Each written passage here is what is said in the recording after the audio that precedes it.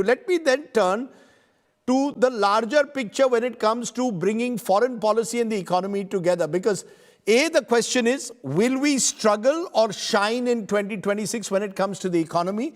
And linked to that, will we see a more disruptive world order in 2026? Many believe that Donald Trump, in a way, set the agenda in 2025. Tavleen Singh, are we heading for more unstable, unsettled times, you believe, both on the economy and foreign policy? You keep mentioning governance, and I think that's important to reiterate, and maybe that should also be a question, because really, they are, in a way, people seem to be more concerned about day-to-day issues of their lives rather than worry about what's happening in the United States. But because the world is more interlinked, the concerns increase. Do you believe that 2026 will see more disruption both on the economic and the global front that could affect people in different ways?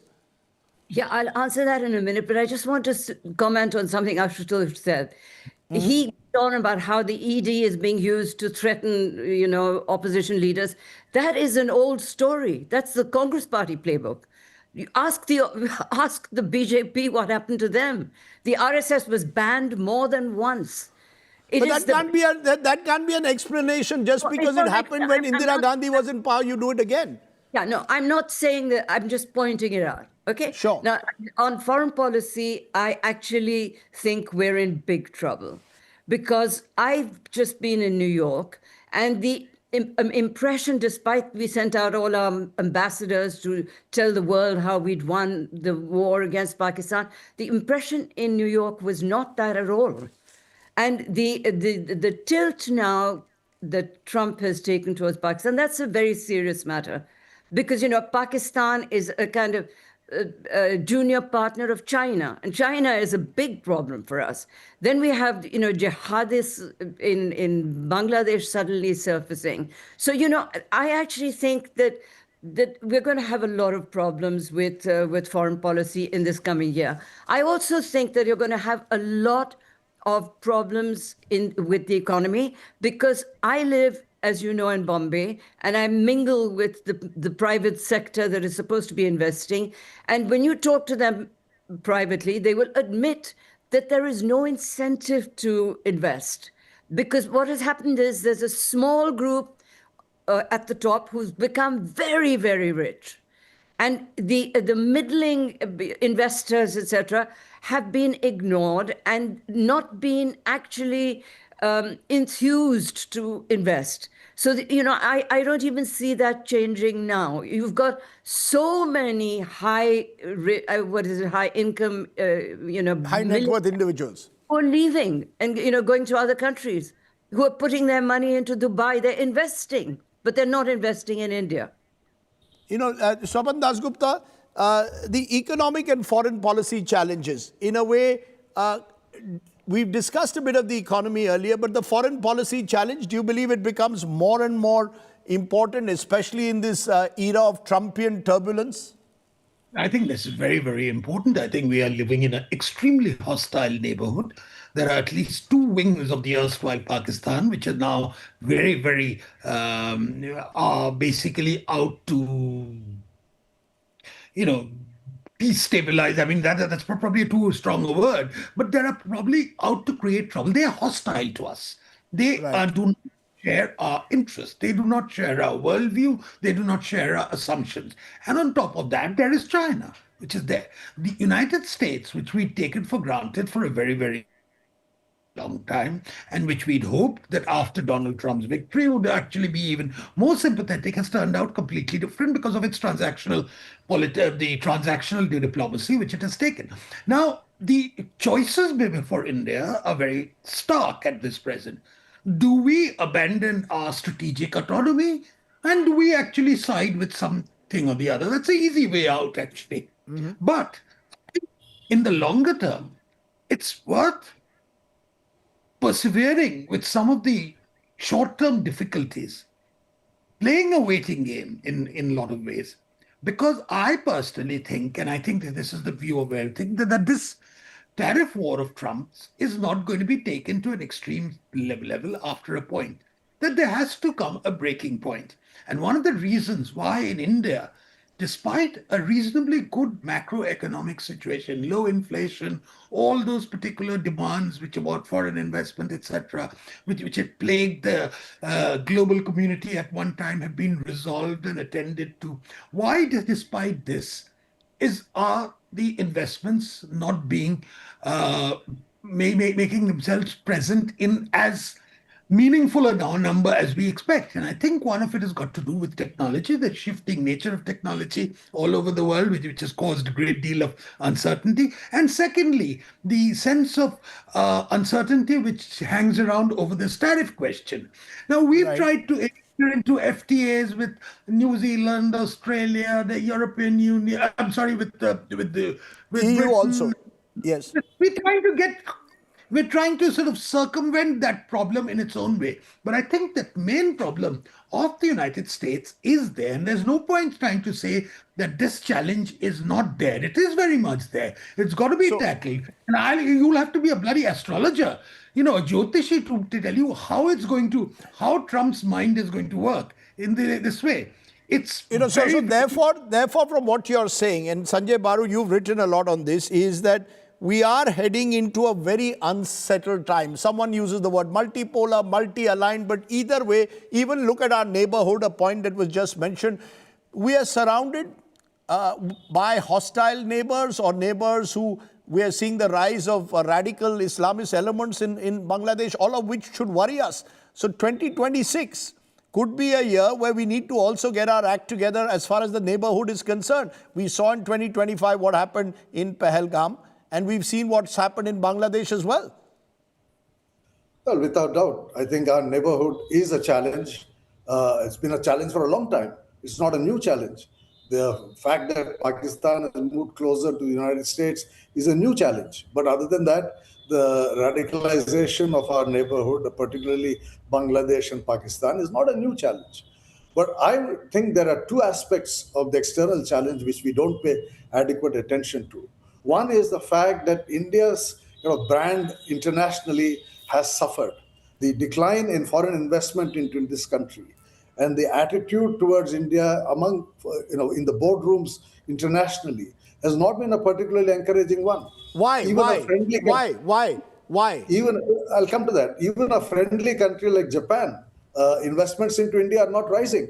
So I think there's the whole question about ease of business, which we've been talking about. The fact that Indian investors are not investing in India, which Tavleen mentioned, is influencing international thinking about India as an investment destination.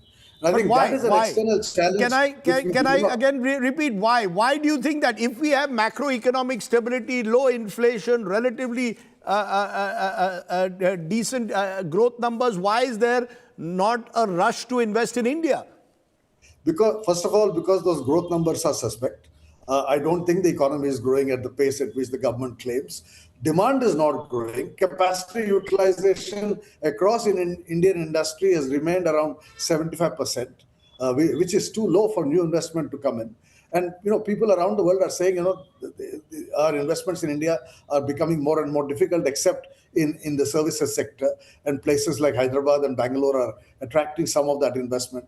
But beyond that, foreign investment has not been coming. The second international challenge, which does not get enough attention, and that is the subject of my latest book called Secession of the Successful, is the number of Indians leaving India. We are not paying enough attention.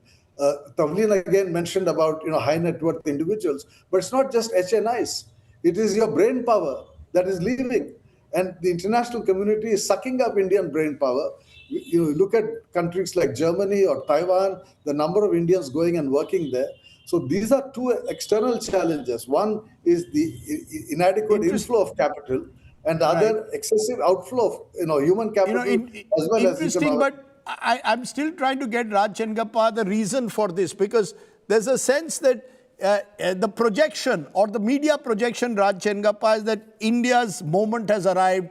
Words like Amrit Kal, Viksit Bharat are used. But when I hear conversations like this, I wonder whether there's a big gap between slogans and the reality on the ground. Rajdeep, I think 2025 was a reality check for India's foreign policy. And given the fact that all the for the past 2 decades, we had somewhat moved closer to the US. Some would even say tilted in terms of our aspirations, and had the certainty that they would be always anti-China and we would be useful to America, and therefore they needed us. That has all blown away in the last couple of months, or maybe almost 9 months since, or 11 months now, since Donald Trump has taken over and changed the entire scenario as we see it. The way I see it is that shouldn't make us despair too much. What it does is give us an enormous challenge to put up with. I think the government has dealt rightly in terms of diversifying, understanding that tariffs is going to be a roadblock with Trump. We could have done a quick deal as we could have done earlier, like other countries have, but we chose to go line by line. That's a strategy we can debate. But the fact is, we have made serious efforts to tie up with other countries, and I think we're pretty close to a deal with the EU. So if you see the overall impact of the tariffs, the US high tariffs, we have, in some senses, been able to minimize that impact, not so disastrous as we thought it. So I think that itself is an indication when we move ahead into 2026, is to move into a trade deal with the EU, get our export engine moving, and whatever, I'm sure by then, the easing of possibly hope for Russia-Ukraine sort of detente or a settlement that's there, and the pressure that US put in terms of the oil, or Russian oil, that should be lifted at least on the first step. So we'll get 25%, less duty to rule. So I think that's one big challenge that we have to face. But let us not forget that we do have, as we've talked about, a market that is functioning. Yes, Sanjay Baru is right. FPIs have moved out. FDIs have not been doing well. There are various reasons for that. FPI moving out, maybe US is a better investment at this particular time, need not necessarily be India. Yes, private investment has been sluggish, but if you look at some of the key indicators, I think one of the interesting points that have been made is that while traditional industries that we expected private investment to come in have stagnated, that is the core industries. When you look at the newer businesses, renewable energy, various other sectors, AI, you're seeing a huge bump in that kind of investment. So there again, I think you need deeper analysis. I wouldn't look at it as despair. I see it as a big, big challenge. India has, let's not forget, the fastest growing economy. We can't discount that. We have a very stable political formation. That's a good point I want to take to our... And therefore we can move forward.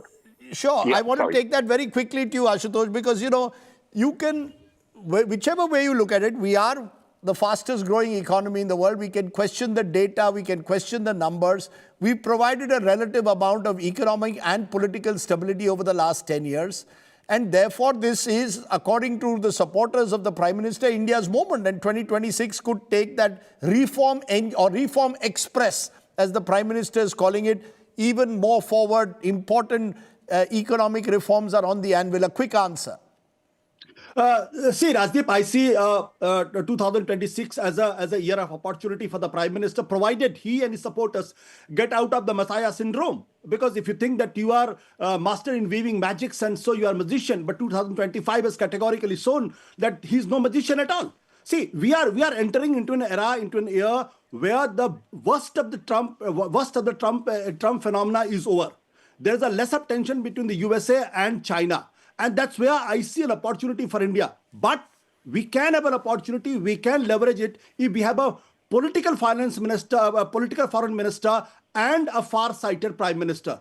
Otherwise, we'll mess up again. Anybody who thinks that 2026 will be equally unstable, no, I don't believe that. 2026 will be much more stable at the global level because Trump has realized that his bluster is not going to make China surrender before him. And he has to do business. He is doing business. He's more comfortable doing business with China right now. So what I see is there is an opportunity for Indian foreign ministry. But can they do it? My questions.